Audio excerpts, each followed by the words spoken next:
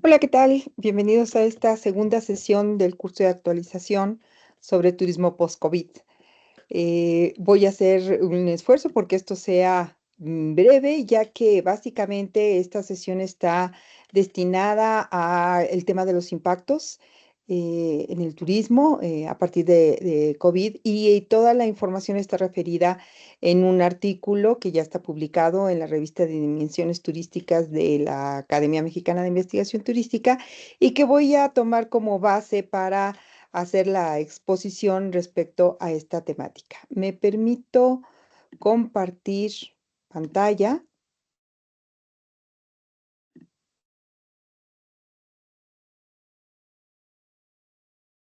Ok, espero que ya estén visualizando en su pantalla, bueno, en la pantalla, ¿no? Porque en realidad es de la grabación que estoy haciendo, el artículo que lleva por nombre Impactos en el turismo por la pandemia de COVID-19 en México, una aproximación desde la observación de segundo orden.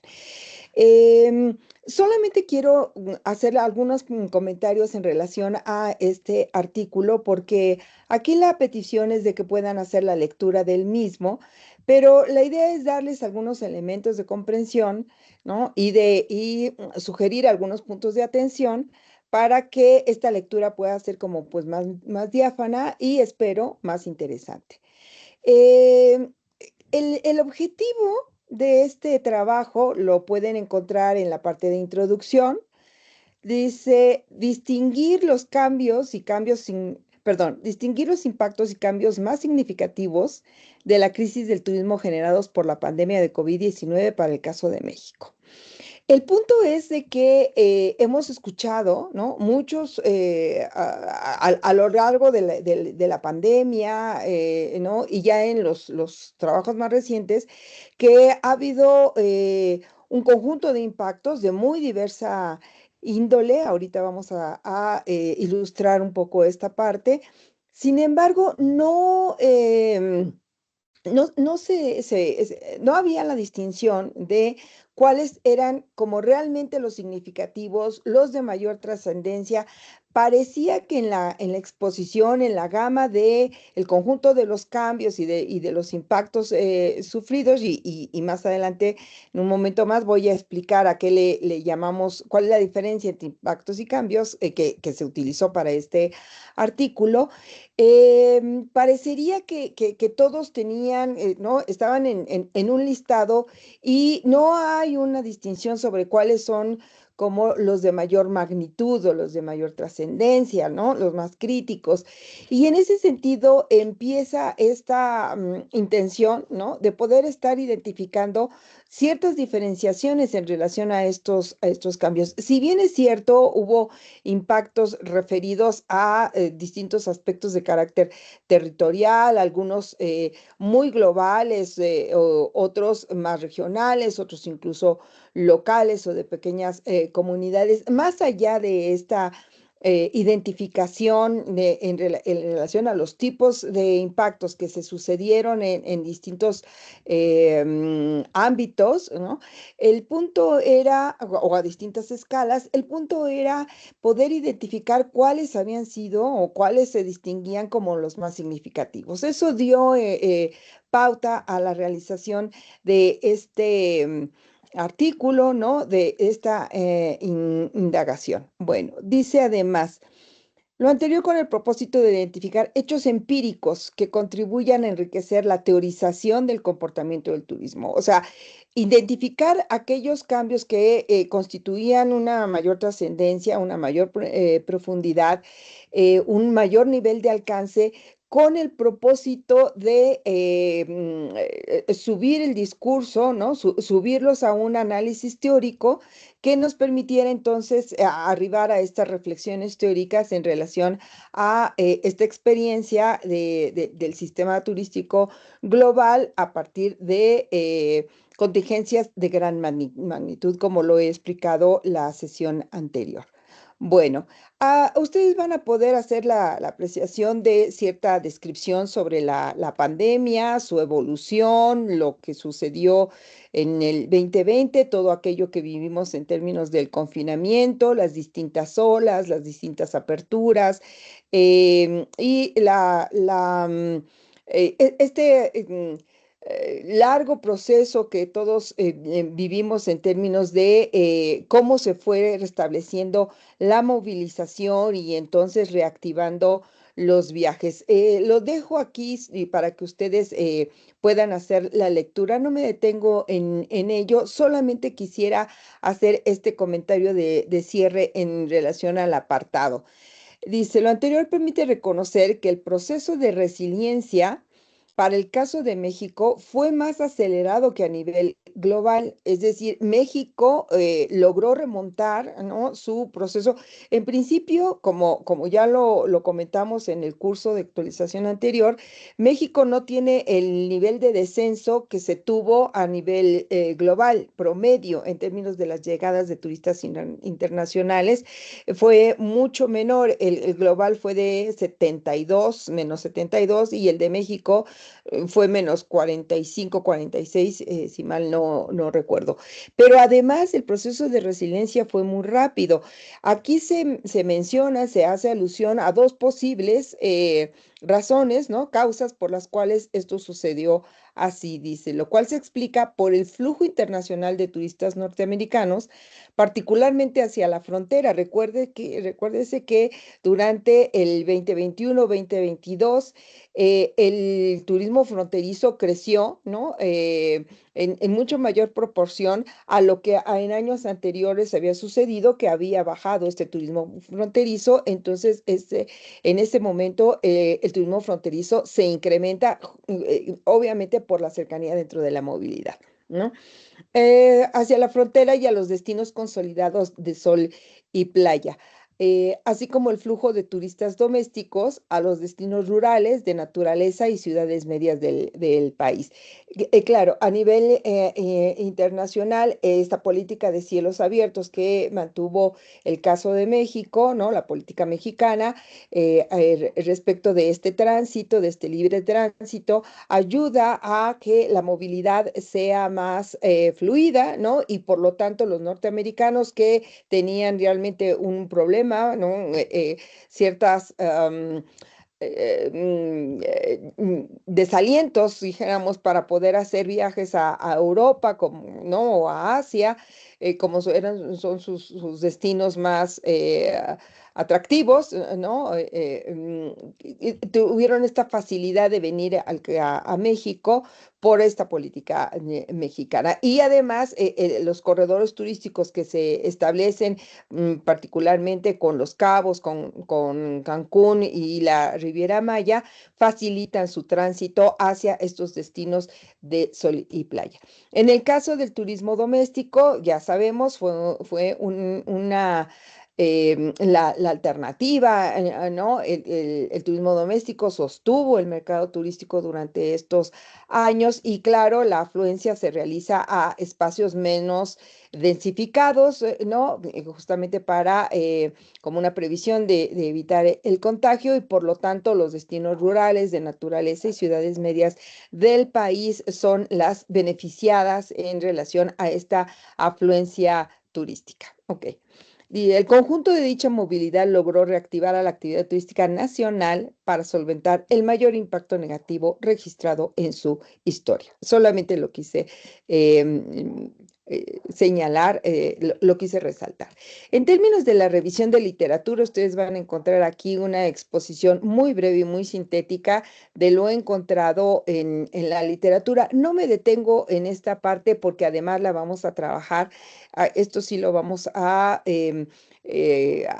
ver con mayor detenimiento en la próxima semana, durante la tercera sesión. Pero sí aprovecho el análisis que aquí está expuesto para dar un argumento de por qué la utilidad de este trabajo. De acuerdo con las revisiones mencionadas sobre el estado de la cuestión del COVID-19, se considera pertinente ahondar en el estudio de los impactos a corto y mediano plazo en el turismo en México, ya que la mayoría de las investigaciones se concentran solo en impactos de tipo económico. La revisión que se hizo sobre la producción reveló esta condición. Aquellas investigaciones que cubren un ámbito nacional lo realizan a través de indicadores cuantitativos de afluencia turística y o de derrama económica, empleo y número de empresas.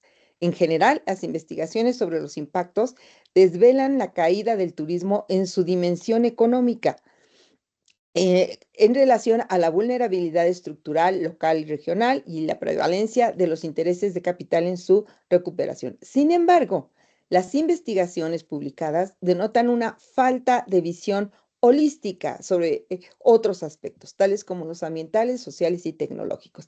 Es decir, esta indagación tuvo el interés, ¿no? La intención de poder observar no nada más los impactos, los efectos de carácter económico, sino cuáles eran otros de los efectos en el ámbito social, cuáles eran otros de los efectos que se pudieran estar considerando en relación al turismo, cuáles eran los otros sistemas, ¿no? Los otros sistemas societales, los sistemas económicos, políticos, etcétera, ahorita lo vamos a ver, que quedaron impactados y de qué manera, específicamente de qué manera. Bueno, comento brevemente el encuadre teórico conceptual. Ustedes ya saben, ya lo comenté, que esta investigación se hace en función de o con fundamento en la teoría de la sociedad de Niklas Luhmann como una teoría explicativa del orden social. Doy algunas particularidades en relación a la teoría, muy mínimas,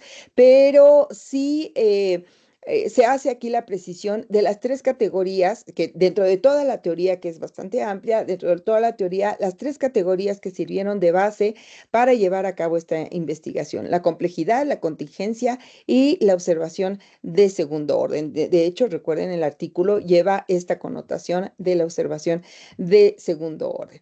En este caso y desde esta perspectiva, la complejidad refiere que no todos los elementos de una unidad pueden estar simultáneamente en relación con ellos mismos. Es decir, los elementos eligen, ¿no? La conectividad que tienen o la conexión que tienen con algunos de los elementos. Esto se llama relacionalidad selectiva, ¿no? Es decir, que hay una contingencia, ¿no? En relación a qué elementos se relacionan con qué elementos, en qué momento y cuáles son los efectos que se producen en términos de la conectividad en el conjunto del sistema.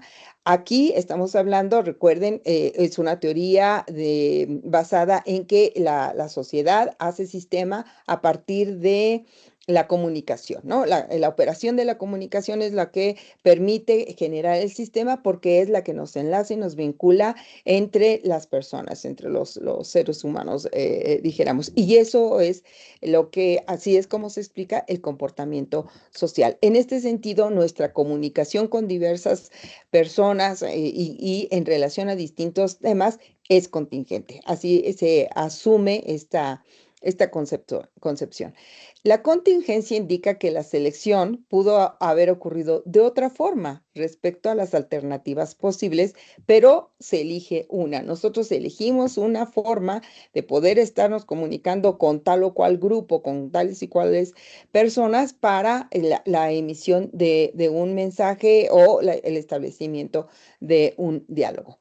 Pero se elige una alternativa, un elemento, una opción o un dato orientada o orientado tanto por su sentido fenomenológico como por la materialidad del mundo. Este punto de la materialidad del mundo es lo que quiero resaltar, porque no nada más se elige en términos de ciertas voluntades, ¿no? De ciertas intenciones, sino también se define a partir de lo que está pasando en una realidad en la cual estamos inmersos.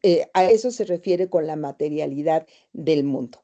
Es muy de la parte de la teoría lehmanniana, pero este elemento de la materialidad es algo que han agregado y que han señalado particularmente los seguidores.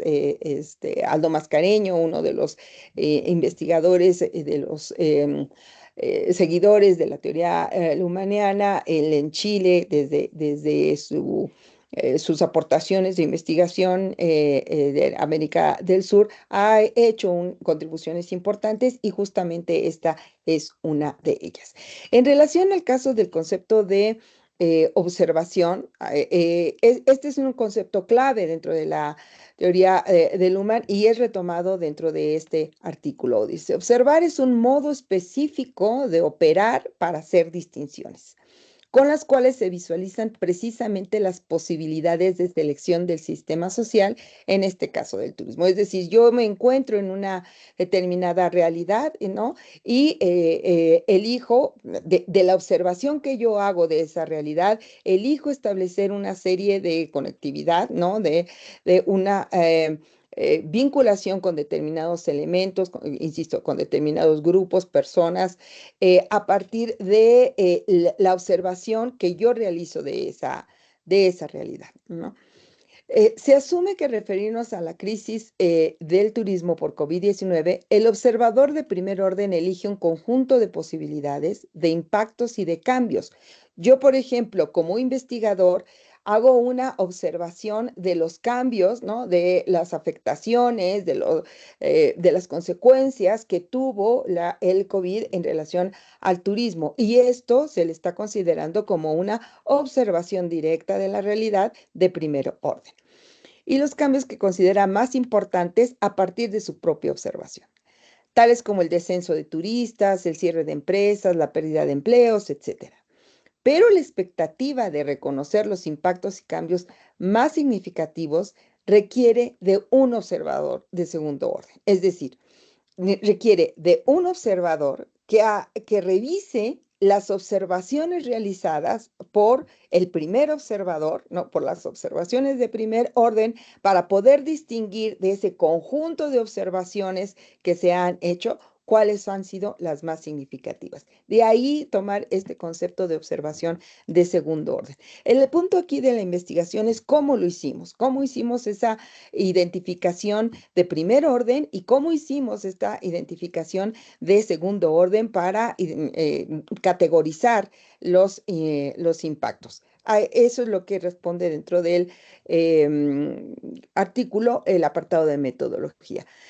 La teoría lehmanniana tiene un método propio muy particular que justamente se denomina programa de observación, ¿no? Metodológicamente, la teoría de sistemas sociales de Luhmann se puede caracterizar como un programa de observación, en el que en síntesis la investigación realiza una observación de las observaciones. Esta observación de las observaciones es a lo que llamamos observación de segundo orden. Para la identificación de las observaciones de primer y segundo orden se eligió utilizar el método Delphi, es decir, como método de trabajo, aquí se elige el método Delphi, el cual forma parte de los métodos de trabajo aplicables a la teoría lehmanniana. No es muy común la elección del método Delphi y no se ha utilizado tanto en la teoría lehmanniana, pero sí se ha utilizado. Y sobre esa base es que nosotros decidimos adoptar esta metodología, decidimos los autores de este artículo, los tres autores de este artículo, para poder llevar a cabo la investigación desde esta perspectiva. Ustedes van a poder dar lectura pormenorizada de cómo se hizo y cómo se fue siguiendo. Solamente les doy algunos datos. Para la observación de primer orden es que se eligieron los 24 investigadores, la mayoría miembros del SNI y de la Academia Mexicana de Investigación Turística, que fueron entrevistados y de los cuales se subieron las entrevistas, están en acceso abierto las pueden ver en el podcast de la MIT, que lo comentamos ya durante la primera sesión.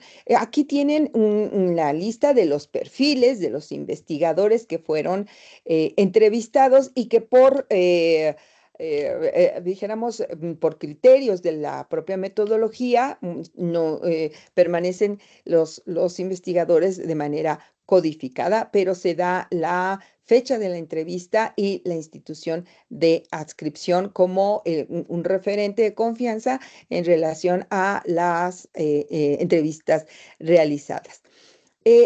¿Cómo se procedió? A estos investigadores se les hacen tres preguntas en lo general. Y son preguntas generales, abiertas, justamente como para detonar el diálogo. ¿Cuáles fueron los impactos más significativos? ¿Qué cambios o cuáles son los cambios que podría tener el turismo en los próximos 5 años? Y si podría mencionar dos líneas de investigación específicas y por las cuales sería pertinente estudiar la crisis del turismo y sus consecuencias en nuestro país. Bueno, aquí aprovecho para anotar la diferencia. La parte de los impactos quedó atribuida, dijéramos, a la parte del shock pandémico, ¿no? O sea, es decir, el primer impacto que tuvimos, que fue el más fuerte, ¿no? El que nos implicó un mayor asombro, un cambio más drástico, ¿no? Por el confinamiento y la inmovilización que todos vivimos. Y también implicó todo el apartado del confinamiento y el 2021 hasta que se fue suministrando la vacuna. Ustedes recordarán que fue suministrando por grupos etarios en el caso de México, ¿no? En distintas fases del año y que al 2022 ya nos permitió una reintegración, ¿no? En algunos casos parcial o al principio parcial, pero después ya como tiempo completo de las actividades cotidianas y de las actividades laborales. Entonces, a través de la revisión de estas entrevistas se obtuvieron los códigos, ¿no? Se codifica toda la información y se obtienen 4 listas de códigos. Uno de impactos, otro de cambios, que fue lo preguntado, y nos vimos en la necesidad de generar una columna más de información porque los investigadores fueron muy dados a decir lo que tenía que hacerse a partir del impacto, ¿no? Hacer alguna propuesta de acción, de intervención en relación al impacto. En ese sentido es que hicimos esta este tercer listado como para limpiar la identificación de los impactos y los cambios, pero esta no quedó incluida dentro de este análisis, la tenemos, la conservamos, pero no quedó incluida en este análisis porque no fue establecida como parte de las unidades de análisis dentro de la investigación.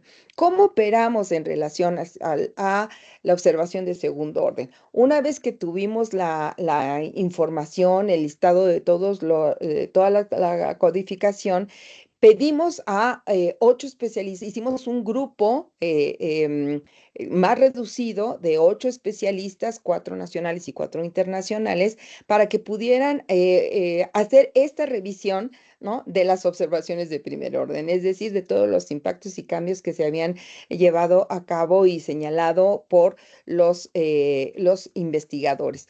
Pero claro, y poder sacar una categorización, pero esta categorización entonces se aporta una serie de elementos de criterios para llevarla a cabo y de escalas para poder hacer el análisis de los códigos. En el caso de los impactos, la categoría fue el nivel de impacto y se midió la trascendencia del impacto con esta escala de clasificación, ¿no? Los cambios se mide el nivel de alcance y se mide la intensidad del impacto, ¿no? El impacto denominado cambio en este sentido que les acabo de especificar. Y las líneas midieron el nivel de correspondencia para saber la relación respecto de la propuesta de la línea con los impactos y los cambios registrados. Estas fueron las escalas que se aplicaron para la observación de segundo orden y ahora déjenme comentar brevemente aparte de los resultados. Los voy a distinguir los resultados en primer orden y segundo orden. Este es la tipología de los códigos, ¿no? De la codificación de los impactos, cambios y líneas, pero se hizo una primera clasificación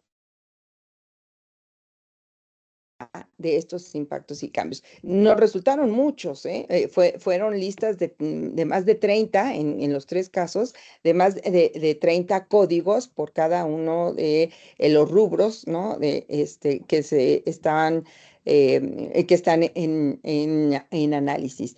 Y los clasificamos a partir de su naturaleza para poder estar haciendo las atribuciones a los distintos sistemas funcionales a partir de la teoría Lumaniana. Entonces, están los propiamente turísticos, los que nos refieren básicamente a la movilidad por cuestiones de turismo. Ustedes podrán analizarlos detenidamente cuando hagan la revisión del texto. El conjunto de los impactos de carácter económicos, que como ustedes pueden observar aquí, son como los más densos, ¿no? Es un gran número de códigos los que se obtuvieron. Aquí tenemos también a los políticos, esta distinción dentro del sistema de la política, cuáles fueron los cambios atribuidos al turismo, pero que correspondían a una naturaleza de carácter político. Los ambientales, que en este caso, la teoría lumaniana no habla de un sistema ambiental. Aquí se hace la aclaración, aunque el concepto de ambiente está referido en la teoría de Luhmann al entorno de un determinado sistema social, en el cual se alude a todo lo externo a él. En esta tipología se le atribuye particularmente el sentido del entorno ecológico. Entonces, en este sentido, los ambientales no son propiamente un sistema, sino forman parte del el entorno del sistema de la sociedad, ¿no? Pero están atribuidos dentro de efectos, identifican efectos dentro del entorno ecológico vinculados o con relación a la actividad turística que quedan registrados, ¿no? Los familiares, aquí los familiares la teoría de Luhmann se le alude al sistema de la familia o el sistema de la intimidad, por eso quedan con este nombre, con este título agrupados. En el caso de los sanitarios, que fueron, obviamente, fueron muy significativos, aunque aquí se mencionan como muy concretamente, parecerían muy mínimos. Sin embargo, los sanitarios se le alude así en correspondencia al sistema de la salud. En el caso de Luhmann no se llama sistema de la salud, se llama el sistema de la enfermedad, porque son las enfermedades las que generan una comunicación con el médico, ¿no? Con todo el sistema de salud en relación a un tratamiento, al tratamiento de las enfermedades. Esta parte del sistema de la salud la vamos a ver muy detenidamente en la cuarta y última sesión, porque forma parte de las reflexiones teóricas en donde ustedes podrán observar que tienen un papel determinante dentro de la explicación de la reflexión teórica que se hizo. Pero también tenemos los atribuidos al ámbito educativo, al orden criminal. Aquí se habla de comunicativos, pero están en alusión a los más media, a los medios masivos de comunicación, al sistema de los más media de comunicación de Luhmann, los normativos que estarían correspondiendo al sistema del derecho y los científicos que estarían correspondiendo al sistema de la ciencia, que como ven en alguno de estos no quedaron caracterizados como impactos, algunos otros no como cambios, pero sí aparecieron dentro de mencionados como parte de las líneas de investigación. Este es el listado completo de la codificación que pudimos obtener a través de las entrevistas, de todas las menciones que hicieron los investigadores.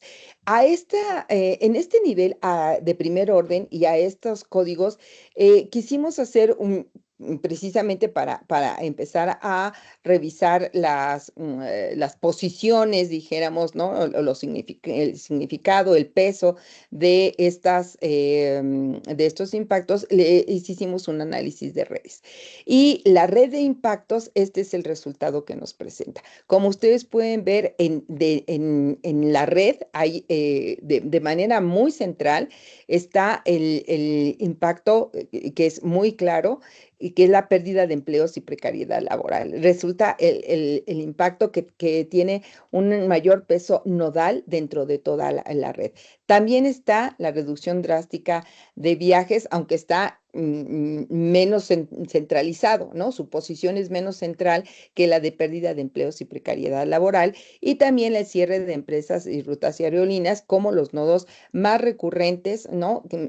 Mencionados por un mayor número de investigadores y que nos reflejan esta composición de la red. En el caso de los cambios, lo que se obtiene es esta imagen de la red, en donde es clarísimo cómo resalta, ¿no? Un nodo dominante que es la digitalización del turismo como uno de los cambios que en el nivel de primer orden quedan mencionados igualmente de manera como muy reiterativa por el caso de los investigadores. Es muy recurrente esta mención y de ahí su composición en esta red que resulta dominante. Lo que también podría resultar como destacado es el punto de la rápida resiliencia del viaje y el impulso del turismo doméstico como fenómenos que fueron observados. No me detengo en la red de las líneas de investigación, insisto, porque esto lo vamos a tratar en la siguiente sesión. Pero, ¿qué resulta de la categorización que se hizo desde la observación de segundo orden? Que esto me parece que es así como el extracto más interesante de toda la investigación. Esta categorización ya es el resultado del trabajo de segundo orden del grupo especializado que observa las observaciones de los investigadores. Y como podemos observar aquí, como podemos nosotros denotar, hay un impacto que fue uno solo el que tuvo el consenso de los expertos para calificarlo como crucial, y fue la afectación del sector informal ocupado en turismo, como el impacto crucial de la pandemia en el caso del turismo. Tenemos otros dos clasificados como críticos, que es la movilización del sector turístico a otro en el empleo y la menor afectación a destinos rurales en esta condición, pero sobresale en su nivel de importancia, dijéramos, sobresale el sector informal. En el caso de el nivel de alcance de los cambios, resultan tres de manera determinante. La digitalización del turismo, lo cual entonces nos coincide con la observación de primer orden. Se mantiene este elemento como un elemento observado desde el segundo orden, lo cruza y de ahí que se convierte en algo bastante importante, bastante trascendente, bastante significativo. El otro elemento es la precariedad laboral y la rápida recuperación de grandes empresas, que también queda distinguido en el primer orden. Igual no me detengo en el nivel de correspondencia. Este es como la investigación que queda referida aquí. La parte de la discusión, que yo creo que es así como el elemento más interesante, y el punto de las conclusiones, eso se los voy a dejar a ustedes para que tengan el interés de poder darle lectura a cuál es la interpretación que se realiza ya conjuntando las categorías de análisis que se mencionaron de complejidad, contingencia y observación de segundo orden en relación a la teoría lumaniana, cuál fue la discusión y a qué conclusiones se arriba. Por lo pronto, aquí se los dejo y les pido que puedan también contestar las preguntas del Google Forms en espera de que esta lectura les sea de retroalimentación para su trabajo académico y para las investigaciones de tesis que mencionaron algunos de ustedes en el momento de la presentación. Muchas gracias y nos vemos la próxima semana. Hasta luego.